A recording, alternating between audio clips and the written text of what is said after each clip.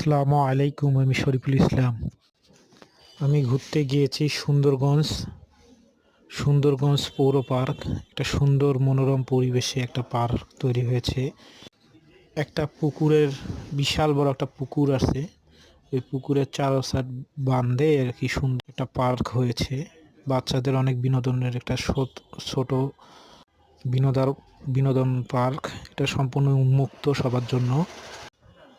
এই পার্কটা অনেক সুন্দর আসলে, মানে আসলে এখানে কোনো টিকিট কিছু লাগে না। এটা সম্পূর্ণ সবার জন্য উন্মুক্ত।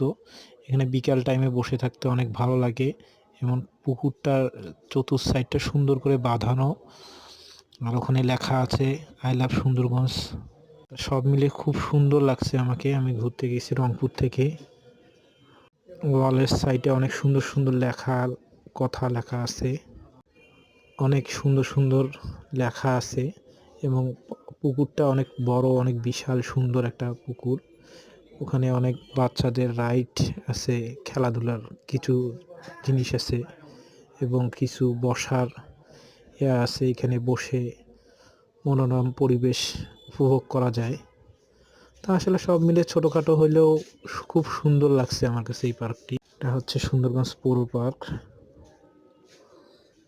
আসসালামু আলাইকুম, আমি শরীফুল ইসলাম।